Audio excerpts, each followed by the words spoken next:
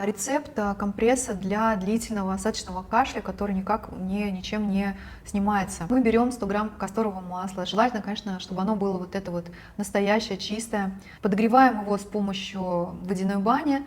То есть можно взять бутылек и поставить в горячую воду или в кипяток. И когда оно становится таким приятно горячим, пропитываем пеленочку и укутываем грудную клетку с двух сторон. Дальше мы все это закатываем под пищевую пленку и укутываемся в теплое одеяло, чтобы прям хорошая была изоляция. И оставляем на всю ночь. Утром кашля уже не должно остаться.